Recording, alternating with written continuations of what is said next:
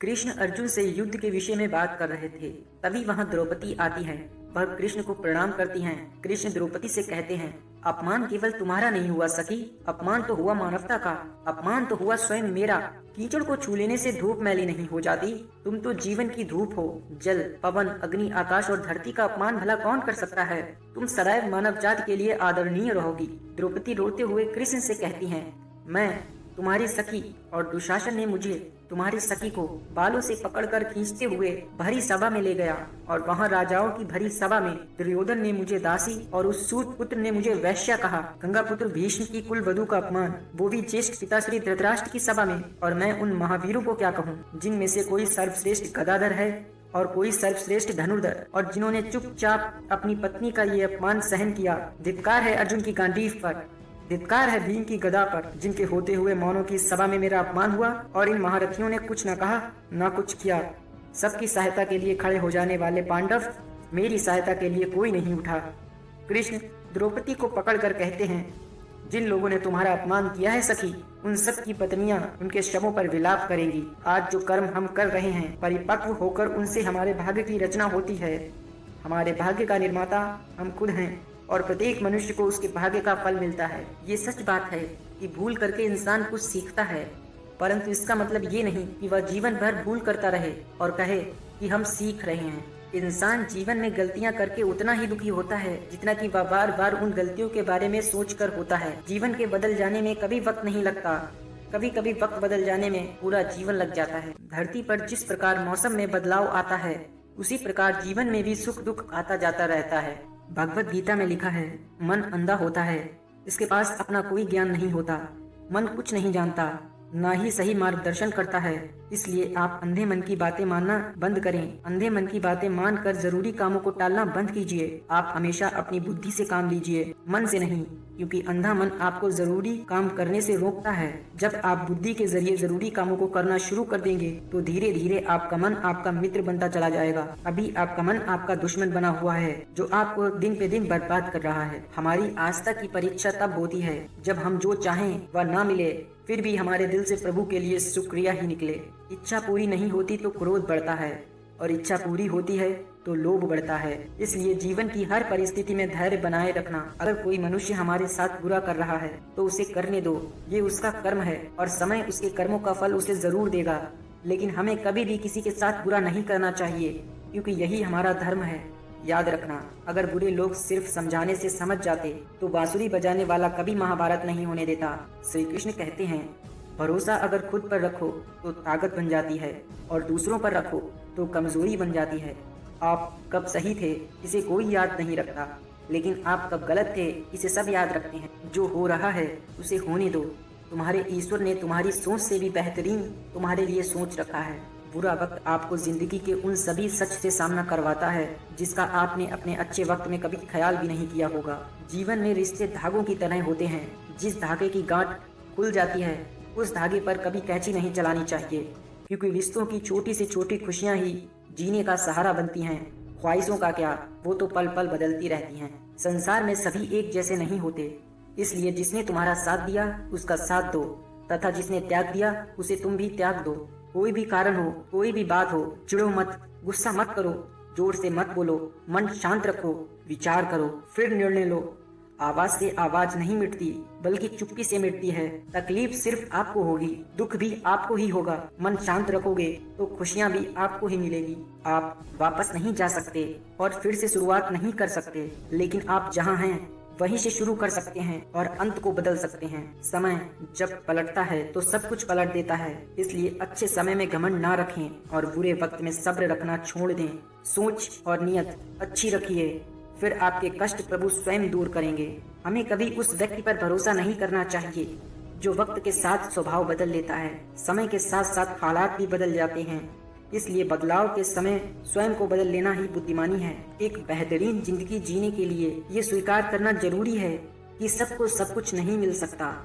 बुराई बड़ी हो या छोटी हो, हमेशा विनाश का कारण बनती है, क्योंकि नाव में छेद छोटा हो या बड़ा हो, नाव को डुबा ही देता है। जीवन जीने के लिए मौन आवश्यक है, परंतु जब बात मर्यादा की हो तो शस्त्र उठाना अनिवार्य हो जाता है। हमारा सलाहकार कौन है, ये बहुत महत्वपूर्ण है। क्योंकि दुर्योधन शकुनी से सलाह लेता था और अर्जुन श्री कृष्ण से।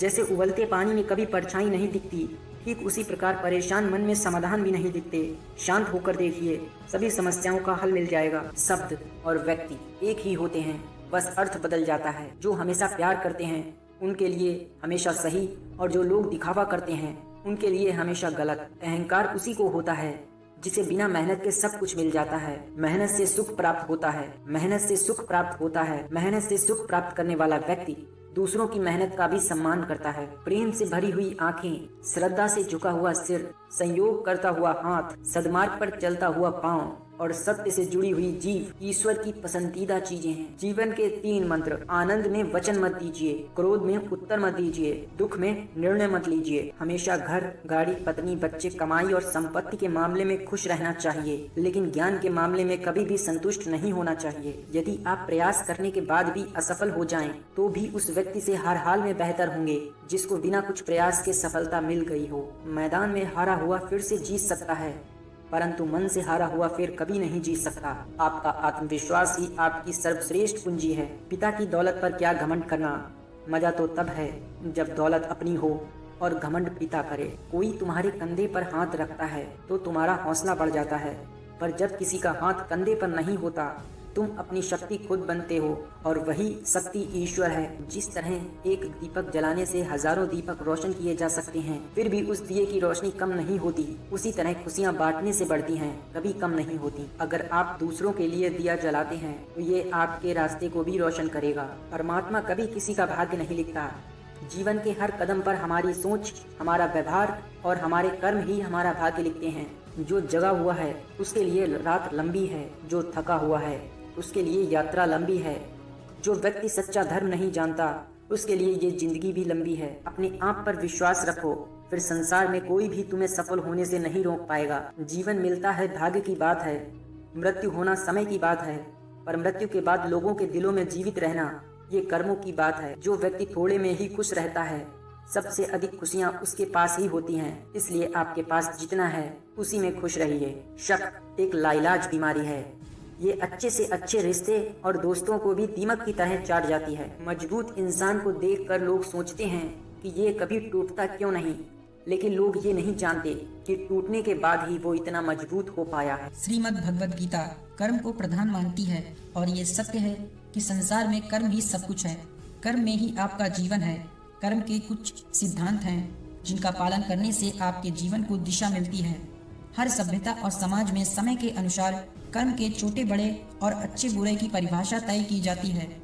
आपकी सोच आपके कर्म की पहली सीढ़ी होती है। संसार का हर मनुष्य सदा सर्वदा कर्म में ही लीन होता है तथा समय के साथ उसे उसका फल भी मिलता रहता है। यह सर्वविदित है कि जो प्रकृति के नियमों का पालन करता है वह परमात्मा के करीब माना जाता है। यदि परमात्मा भी मनुष्य के रूप में अवतरित होता है तो उसे भी उन सारी नियमों का पालन करना पड़ता है जो सामान्य मनुष्य के लिए हैं। कर्म को पूजा मानते हुए जब हम राग द्वेष को मिटा देते हैं, तब हमारा स्वभाव शुद्ध होता है। तब हमें पूरा विश्व एक परिवार दिखाई देने लगता है। इस समय हमारा हर कर्म समाज के हित में ही होता है। श्रीमद् भगवद गीता कहती है कि कर्म किए बगैर हम एक क्षण भी नहीं रह सकते। कर्म हमारे अधीन है, उसका फल नहीं। महापुरुष और ज्ञानी जन हमेशा कहते हैं कि अच्छे कर्मों को करने और बुरे कर्मों का परित्याग करने में ही हमारी भलाई है। किसी संत ने एक व्यक्ति